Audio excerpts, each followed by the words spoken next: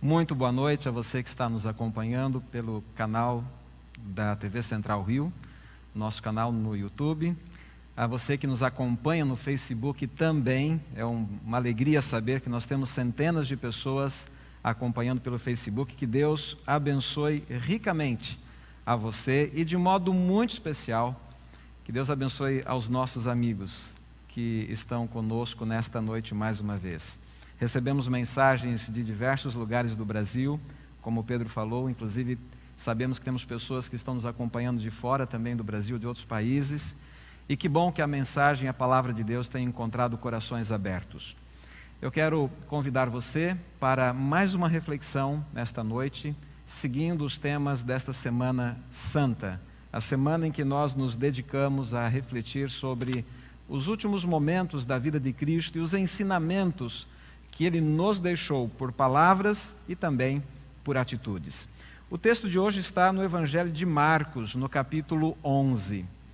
Eu convido você para tomar a sua Bíblia nas mãos, se você tiver aí, ou o seu celular, enfim, qualquer meio que você tenha, que você possa acompanhar a leitura. Evangelho de Marcos, capítulo 11. O título desta noite é Uma Figueira Sem Frutos. Figueira sem frutos. Vou dizer uma coisa para você antes da leitura da palavra. Não existe nada mais decepcionante do que uma árvore que não dê frutos. E quero dizer para você que esse tema, ele é um tema muito importante para a nossa vida, tem uma relação com a nossa vida espiritual muito profunda. Quando eu era garoto, eu morava com os meus pais lá no interior do estado de São Paulo. Meus pais moram na zona rural, tem uma propriedade rural. E eu me lembro da expectativa que nós criamos em torno de um pé de jaca que meu pai decidiu plantar na sua propriedade. Nós já sabíamos que a jaqueira demora um pouco para produzir, então nós imaginávamos que durante 5 a 7 anos aquela árvore ia crescer e não iria produzir frutos, mas esperávamos que depois desse período ela começasse a produzir, nem que fosse 2, 3 ou 4 jacas, e com o passar do tempo ela aumentasse a sua produtividade.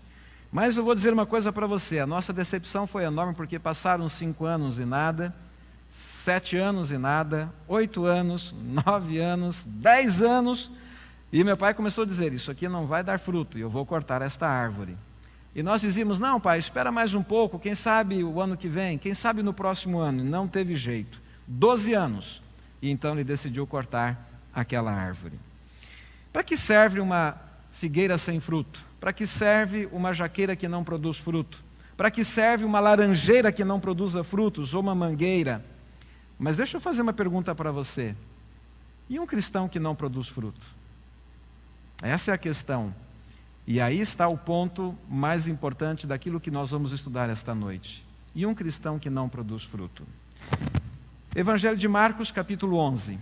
Eu convido você para me acompanhar nessa leitura, começando pelos versos 12 a 14. No dia seguinte, quando saíram de Betânia, teve fome. E vendo de longe uma figueira com folhas, foi ver se nela, porventura, acharia alguma coisa. Aproximando-se dela, nada achou, senão folhas, porque não era tempo de figos. Então lhe disse Jesus, nunca jamais coma alguém fruto de ti. E seus discípulos ouviram isto. Esse relato termina, ele continua na verdade, nos versos 20 e 21, acompanhem comigo. E passando eles pela manhã, viram que a figueira secara desde a raiz. Então Pedro, lembrando-se, falou, mestre, eis que a figueira que amaldiçoaste secou. Parece um pouco estranho, não é? Da parte de Cristo, ele amaldiçoar alguma coisa que ele mesmo criara. Numa primeira leitura, esse texto pode deixar algumas dúvidas na nossa mente. Algumas pessoas questionam por que Jesus teria feito isto. Naturalmente, todas as ações de Cristo tinham sempre um objetivo e um fim didático.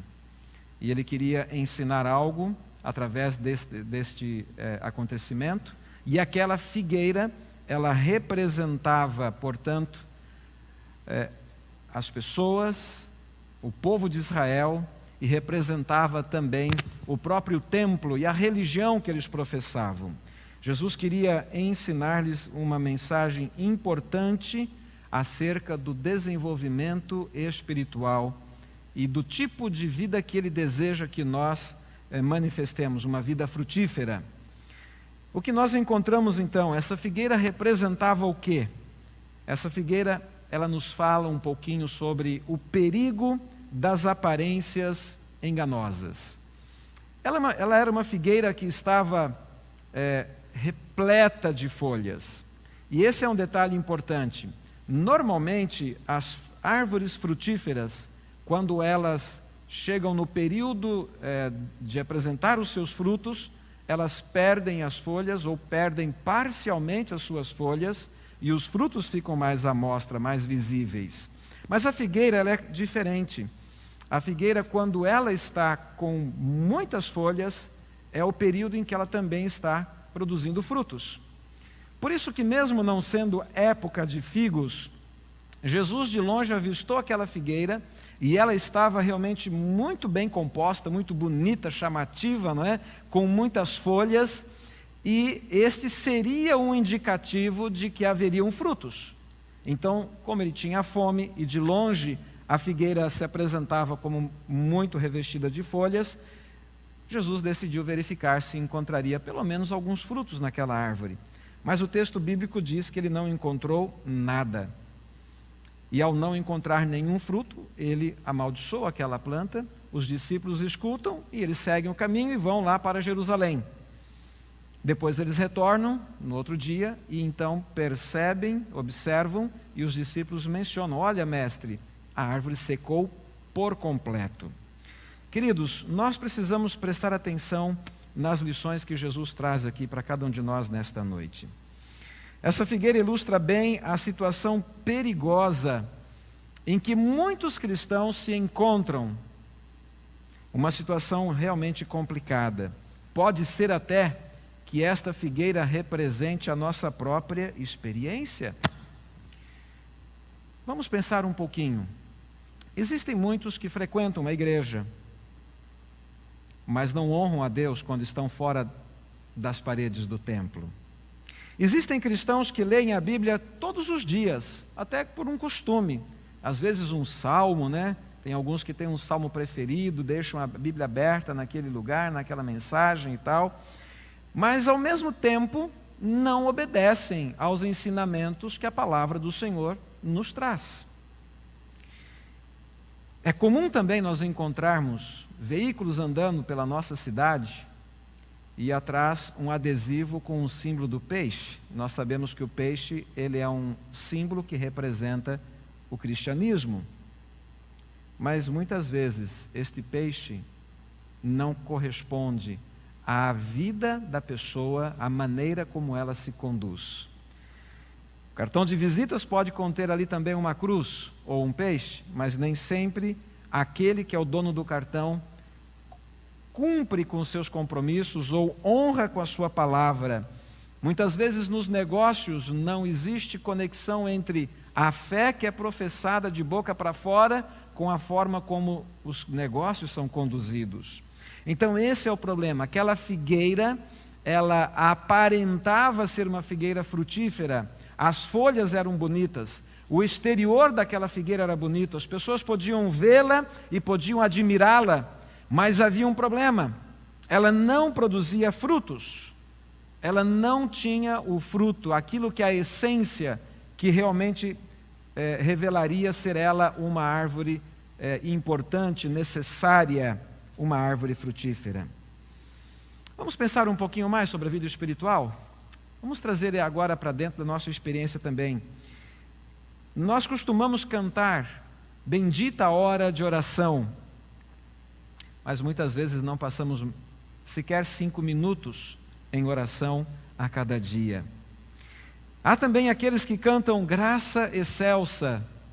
São pessoas boas, não tem nenhum problema com relação a princípios, não tem nenhum problema com o mundo comercial, são bons vizinhos, são pessoas muitas vezes respeitadas, cantam graça excelsa, mas no fundo do coração vivem cheios de dúvidas quanto à sua própria salvação.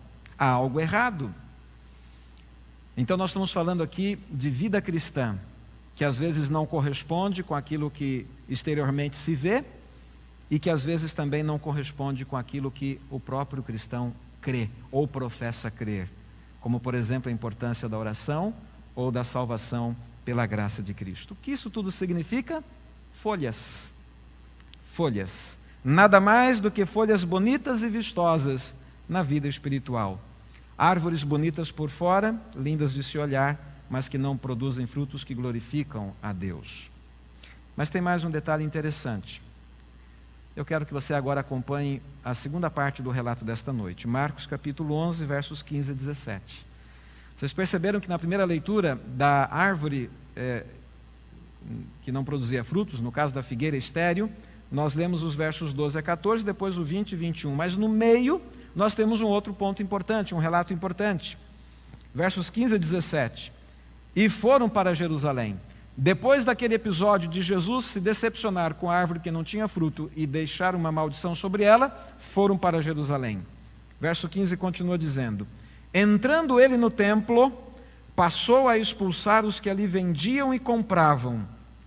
Derribou as mesas dos cambistas e as cadeiras dos que vendiam pombas. Não permitia que alguém conduzisse qualquer utensílio pelo templo. Também os ensinava e dizia: não está escrito, a minha casa será chamada casa de oração para todas as nações? Vós, porém, a tendes transformado em covil de salteadores. Esse episódio, ele não está aqui por acaso. Marcos tem uma maneira interessante de colocar o relato. Ele começa falando da figueira, traz o tema do templo, volta ao tema da figueira. Por que Marcos faz isto?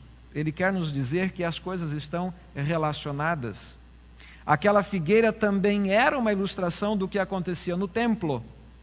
Ela representava o tipo de religiosidade que eles viviam e manifestavam nas programações, nas atividades, nas cerimônias, em tudo o que acontecia naquele templo. O templo também era estéril.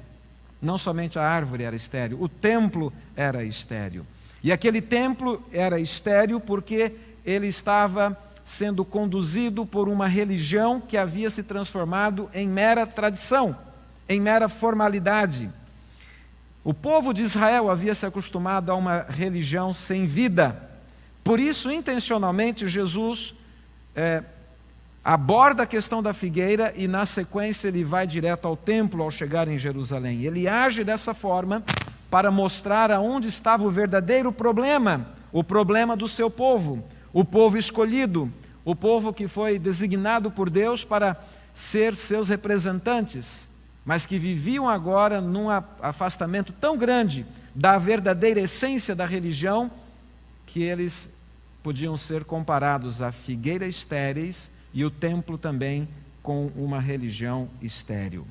E o templo, ele era na verdade magnífico, suntuoso, era o orgulho daquela nação, era o orgulho dos israelitas. Aliás, não é difícil você encontrar templos bonitos e suntuosos, inclusive hoje em dia, no Brasil, fora do Brasil, em qualquer lugar que você for, em todos os países você vai encontrar templos magníficos. E mesmo de religiões não cristãs, você vai encontrar lugares maravilhosos, templos maravilhosos de outras religiões não cristãs também. E não havia nada de errado com o templo enquanto estrutura física, vamos deixar isso claro, tá bem? Se nós olharmos para o relato bíblico, nós vamos encontrar que desde o início, quando Deus determinou que eles construíssem o primeiro templo, que foi o tabernáculo, que ainda era móvel, né? Ele podia ser montado, desmontado, transportado de um lado para o outro, ele era uma tenda, ele tinha estrutura de madeira, com tecidos, etc. Mesmo aquele tabernáculo, que poderíamos pensar assim, era algo simples, na verdade ele era muito bonito, em toda a sua confecção, nos tecidos, nos detalhes das madeiras, dos móveis, etc. E foi Deus que orientou que deveria ser assim. Depois, quando então Salomão constrói o templo, o primeiro grande templo físico, né, definitivo, ele também aplicou ali o melhor que poderia ser aplicado. de materiais, de riqueza e assim por diante. Então, não havia nada de errado com isto. O problema não estava ali. O problema é que o templo já não cumpria mais a sua missão. A religião já não cumpria mais a sua missão. Era apenas um lugar de ostentação e de cerimonialismos e de formalidades, e a religião tinha se resumido a isto.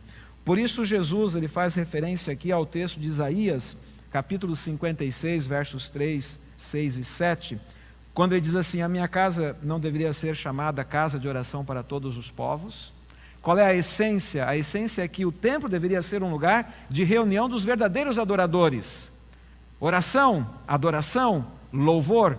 E esses verdadeiros adoradores não deveriam estar restritos a uma única nação, mas sim, lá o texto diz claramente que qualquer pessoa de qualquer país que viesse e que conhecesse o Deus de Israel e que quisesse adorar e servir o Deus de Israel, assumindo a disposição de obedecer às leis de Deus, essa pessoa deveria ser considerada, recebida no meio deles como um membro da família. E Jesus está dizendo: vocês perderam a essência, perderam completamente. Esse lugar se tornou um lugar de elite, não é? Um lugar restrito a uma classe de pessoas, a um grupo étnico e, além de tudo, ainda, para piorar, uma religião morta, uma religião de formalidades. Por isso, meus queridos, aquela figueira representava tanto a condição espiritual do povo como a condição espiritual da religião deles naquele momento. Então nós precisamos fazer aqui uma reflexão importante. Não basta estar no templo, é preciso ter o Deus do templo no coração. Não basta pertencer a uma igreja, é necessário ser de Jesus. Não é suficiente seguir uma tradição só porque ela foi ensinada ou porque você recebeu essa tradição desde a sua infância. Não é suficiente. É preciso viver em harmonia com toda a vontade de Deus. E para você que é um cristão, para você que é batizado, para você que frequenta a igreja adventista ou alguma outra denominação, enfim, mas para você que se diz cristão verdadeiro, deixa eu lhe falar uma coisa também. Não basta parecer ser cristão, é preciso ser de verdade. E a prova da genuinidade de nossa fé e de nossa religião se dá através dos frutos que nós produzimos. Por isso Jesus enfatiza tanto a importância de termos frutos em nossa vida. E como aquela árvore não tinha frutos, então ela não deveria continuar existindo. Eu quero ler para você Mateus capítulo 7. Olha que coisa impressionante nós temos aqui no capítulo 7 de Mateus. Esse texto de Jesus, ele é realmente preocupante para nós que somos cristãos. E para você que está me ouvindo hoje, talvez tenha chegado pela primeira vez, convidado por um amigo, ele é importante para você também. Sabe por quê? Porque aqui Jesus nos fala que nós precisamos prestar atenção em algumas coisas, que às vezes são aparências e que podem nos enganar. Veja só, Mateus capítulo 7, versos 21 a 23. Nem todo o que me diz, Senhor, Senhor, entrará no reino dos céus, mas aquele que faz a vontade de meu Pai que está nos céus. Muitos naquele dia, referindo-se à volta de Cristo, hão de dizer-me, Senhor, Senhor, porventura não temos nós profetizado em teu nome, e em teu nome não expelimos demônios, e em teu nome não fizemos muitos milagres? Então lhes direi explicitamente, nunca vos conheci, apartai-vos de mim os que praticais a iniquidade. Meu querido irmão, prezado amigo, você entendeu o recado de Jesus aqui? Isso aqui é algo muito sério. Não é só dizer da boca para fora, Senhor, Senhor. Ok, pastor, tudo bem, eu compreendo e entendo isto, mas vou dizer, tem mais.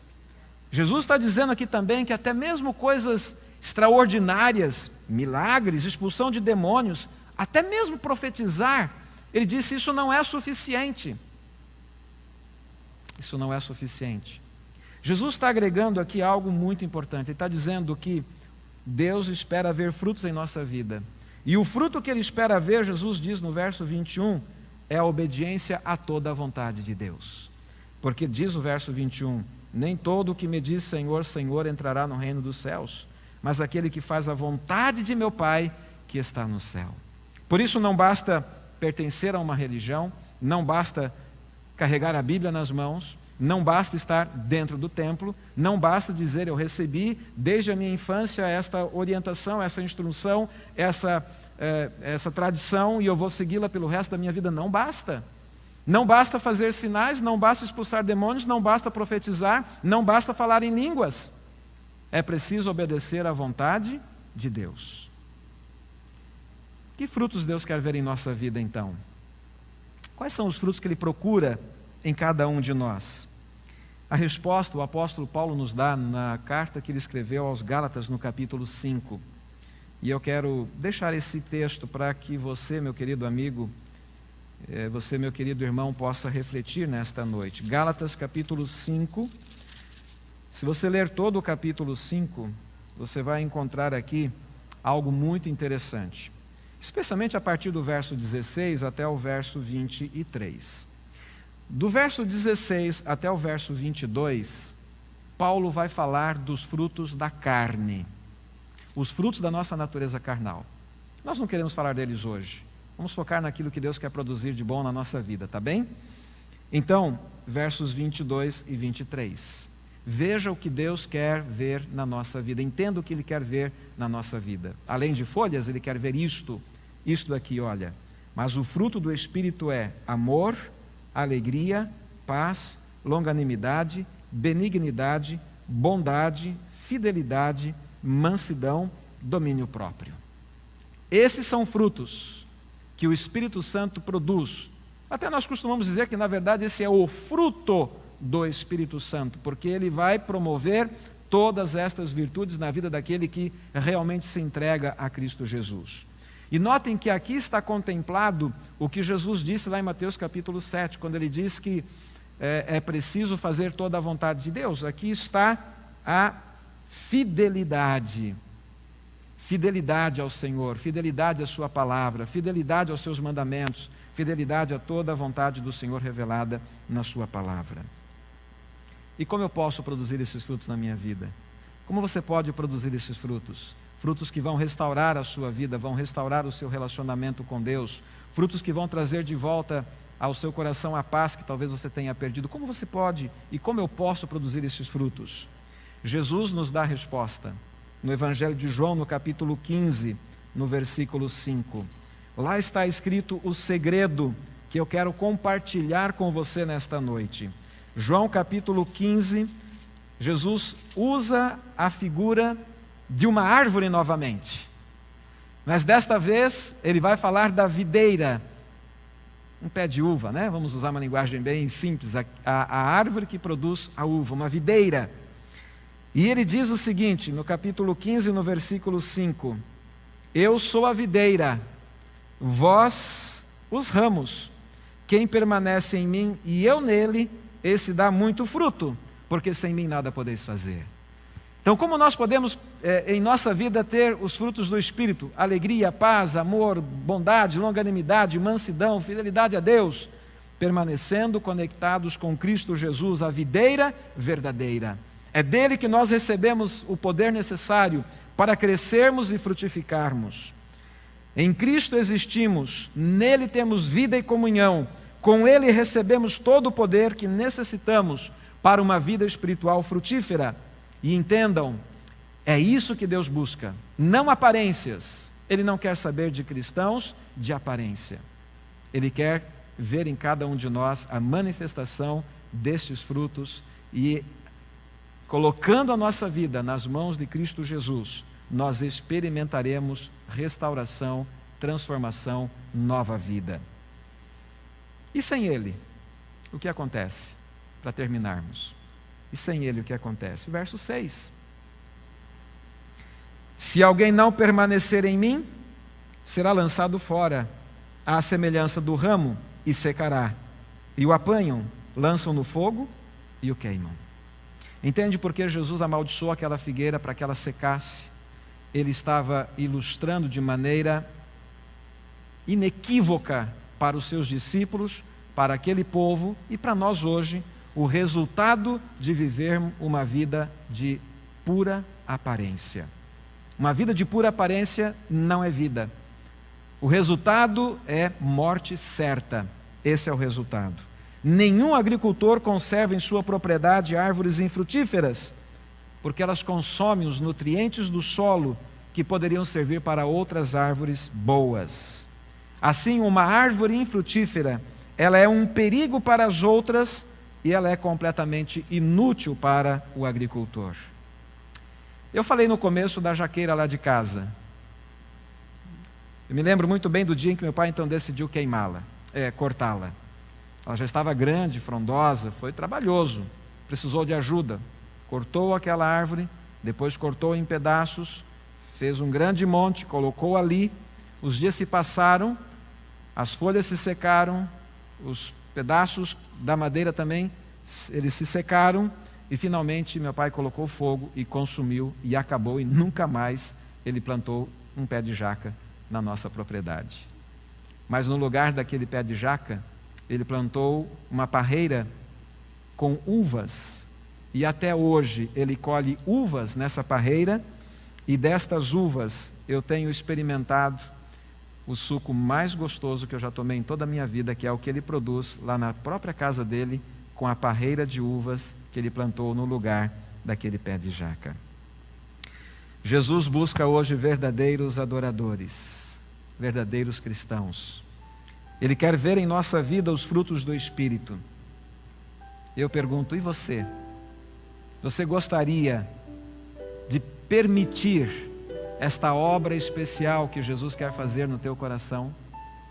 Ele quer restaurar a sua vida. Ele deseja restaurar e trazer de volta aquilo que o pecado te roubou, quem sabe a paz.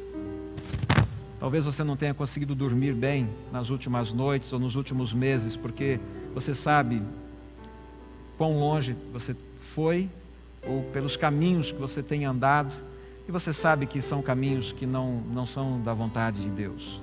Mas Jesus quer restaurar a sua vida, quer trazer você de volta. Jesus deseja dar-lhe o perdão para todos os seus pecados e te restituir a paz de espírito. Ele quer curar as feridas da sua alma, as feridas que foram provocadas pelas decepções, pelas frustrações, pelas vezes em que você deixou de seguir a vontade de Deus e foi então fazer aquilo que o seu coração pedia, mas você se feriu, se machucou. Ele quer curar as feridas do seu coração, da sua alma. Jesus quer devolver-lhe uma vida cheia de esperança. Jesus quer conceder a você, meu querido irmão, uma vida espiritual vigorosa. Ele quer produzir na nossa vida os frutos do Espírito. Sim, eu termino dizendo para você nesta noite, Jesus tem um projeto de vida muito melhor do que tudo o que você já buscou, muito melhor do que tudo o que você já experimentou, um caminho muito melhor do que os caminhos por onde você já andou ou tem andado. Jesus quer restaurar a sua vida espiritual, quer restaurar o seu lar, quer restaurar a sua família. Jesus quer restaurar o seu casamento. Jesus quer devolver para você aquilo que o pecado tem tirado, aquilo que o pecado tem roubado da sua vida. O que fazer? Entregar-se nas mãos de Cristo Jesus. Decidir ser dele. Orar e pedir por genuína conversão. Pedir a Ele que ajude a tirar dos olhos toda trava do preconceito, ou tirar da mente todos os empecilhos, quem sabe, que foram colocados ao longo da vida por uma religião que não passa de uma mera tradição. Abrir o coração para a palavra do Senhor e estar disposto a seguir e obedecer à vontade de Deus revelada na sua palavra. Colocar-se nas mãos de Cristo com o desejo de segui-lo de maneira verdadeira. Ele está te fazendo esse convite hoje à noite, ele faz esse apelo, ele diz: filho meu, dá-me o teu coração, porque se você colocar o teu coração nas mãos de Cristo, ele vai transformar. E é uma vida que hoje pode estar sendo estéril, infrutífera ou infeliz, ele vai transformar numa vida produtiva, com os frutos do Espírito. Você deseja entregar a sua vida a Jesus? Eu não consigo ver você nesse momento, mas eu sei que você está aí do outro lado. Eu sei que o Espírito Santo está falando ao teu coração. E eu sei que Ele está apelando para você nesta noite. Não resista à voz do Espírito Santo. Se você quiser, você pode mandar uma mensagem para a gente no chat dizendo: eu quero entregar minha vida a Jesus. Eu quero receber um estudo bíblico. Eu quero me libertar das tradições. Eu quero me libertar do pecado. Eu quero me libertar das amarras que hoje me impedem de ser totalmente de Jesus. Você pode escrever, se você quiser. Ou você pode também mandar uma mensagem para algum amigo teu, quem sabe quem te convidou. E você pode dizer assim: amigo, você me conhece, me ajuda, eu quero saber mais acerca do plano de Deus para a minha vida. Você pode pedir a esse amigo, quem sabe, para lhe ajudar, dando um estudo bíblico, ou lhe conduzindo a alguém que possa lhe oferecer esse estudo da palavra de Deus. Mas não deixe passar hoje a oportunidade de entregar a sua vida a Jesus Cristo. E se você já tomou essa decisão e você quer ser uma árvore frutífera, eu quero orar por você nesse momento, aí onde você está. Coloque a sua mão no seu coração e peça a Deus: Senhor, transforma esse meu coração, porque eu quero que ele seja totalmente teu. Oremos nesse momento. Pai querido, nós te agradecemos e te louvamos por teu amor, por tua bondade, por tua misericórdia, e porque nesta semana o Senhor tem nos dado a oportunidade de recebermos a tua palavra, de refletirmos no teu plano de salvação. Ó Pai querido, tu conheces cada um dos teus filhos que estão nesse momento acompanhando esta mensagem. Eu não sei onde eles estão, mas o Senhor sabe. Talvez alguns estejam muito longe, não geograficamente, mas talvez estejam longe espiritualmente. Mas foram alcançados por esta palavra, e o teu Espírito Santo tem insistido com eles e os tem convidado para retornarem. E eles aceitaram esse convite, colocando a sua mão no coração. E nesse momento eles estão clamando: Senhor, toma este coração e transforma-o. Devolve, Senhor Deus, a paz. Traz a cura para estas almas feridas, Senhor. Conceda-lhes a certeza do teu perdão. Enche de novo, Senhor Deus, esses corações com a esperança de vida que Cristo nos oferece. E permita, Senhor, que aqueles que decidiram hoje ser de Jesus possam ter a oportunidade de conhecerem a tua palavra e em breve possam selar a sua vida com Cristo através do santo batismo.